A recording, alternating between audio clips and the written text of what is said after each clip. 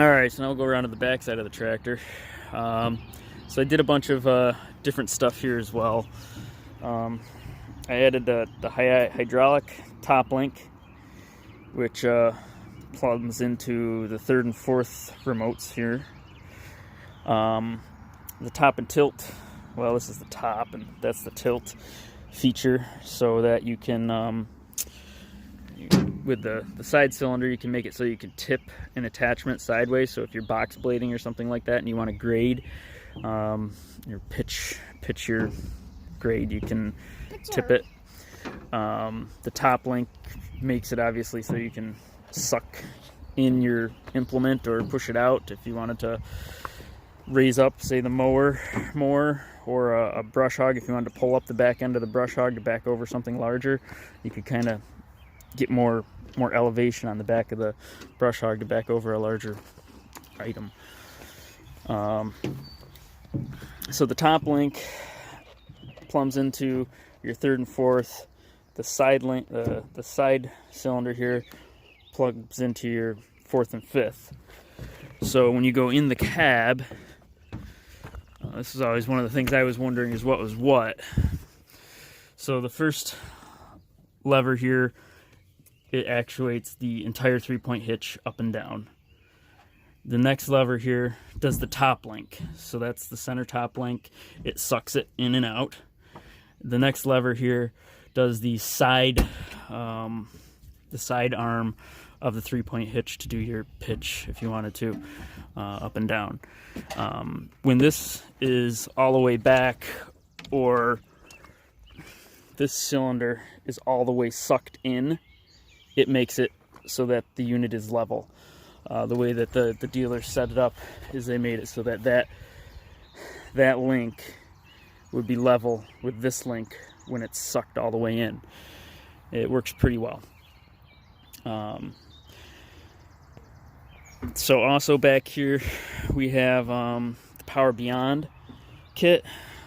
So this is a continuous flow hydraulic, so there's fluid always flowing through here when the machine is running, so this always has to be plugged in. Right now this is just a kind of a jumper hose, if you will. And then when you hook up to the backhoe unit, you would then tie into those two ports with the backhoe, and it will provide flow, continuous flow, to the backhoe unit. I guess that's about it with the hydraulics. What else did I do? I added some LED lights here. So they're called side shooters, and I don't know, well, you can see this, but they have LEDs on the bottom, and then these ones kind of shoot straight out, and these ones kind of shoot down, the way I have them oriented. I might change them and make them so that rotate them 90 degrees so that the LEDs will shoot out to the side. The side will shoot out the side. Right now I have them pointing down, so they really light up the implement area. They seem to work pretty good. I might leave them like that. I also put a different kind of side shooter LED light here on the front. I had to make custom brackets here. I'm gonna actually try and bend those out a little bit. They're kind of shooting more towards the center than I want.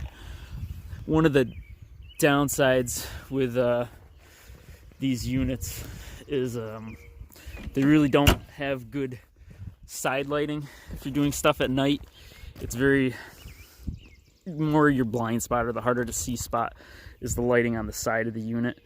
The lighting in the front is pretty good, but the side of the unit is hard to see. So that's why I wanted to get these side shooters to see if it would help with that.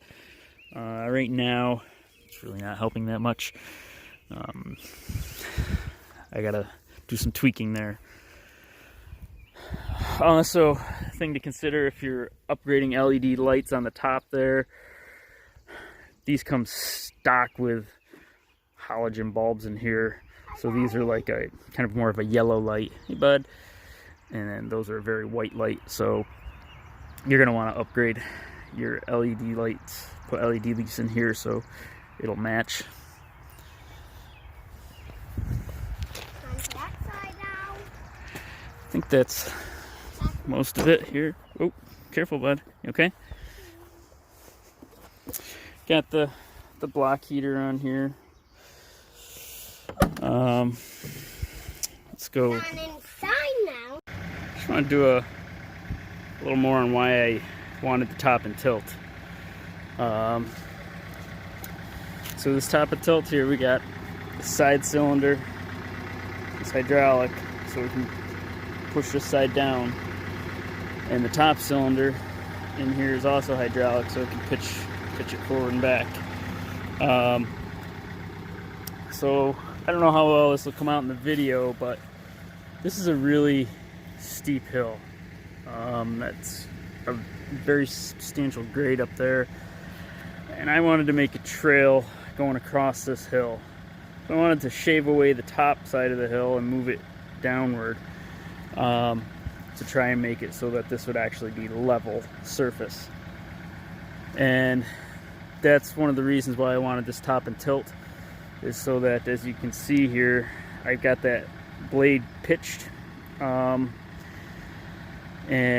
I'm trying to shave away from the top side and just kind of move the dirt over here and ultimately come up with a level surface. Now I'm doing a little bit with this back blade. I haven't used the back blade very much.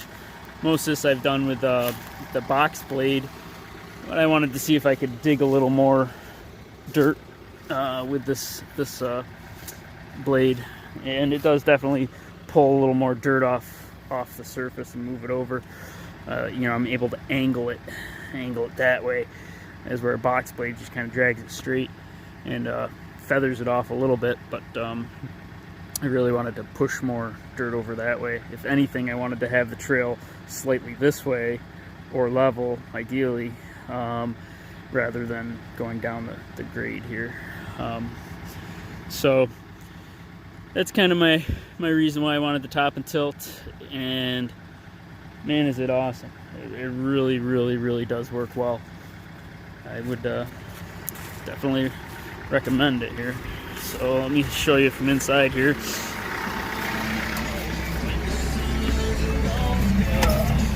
Got the radio here. Alright, so this lever is our top, this is our tilt. So if I do the top here, you know, it's moving the top cylinder in and out, and then the tilt kind of tilts the whole thing side to side. Get quite a angle on that, really, too. It's a pretty substantial angle, so I'm pretty pleased with it. And it sets so all the way up is level, or just about level. There we go. That's my reason for the top and tilt here. Trying to make a trail across the hill. So I'm working on getting this all cut out here. It's getting better down in through here, but you can see I took about 2.5 to 3 feet off the edge of this bank, and it's getting level. It's getting a little closer. Catching some pretty good rocks in here and stuff, but that's all right. So that's coming along in this other spot here. Make the trails kind of curve down here and go along the edge of the stream, and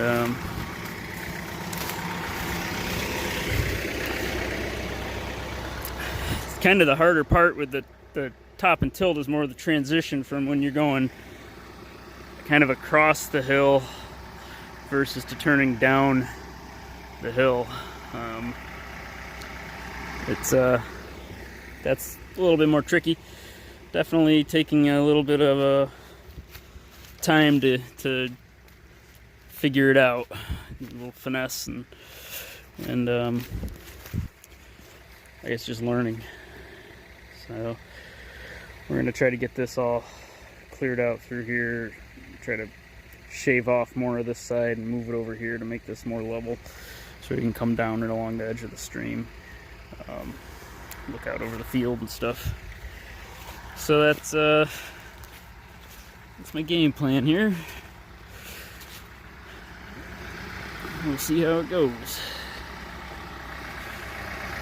I took the fork or bucket off here so I could not worry about the trees as much.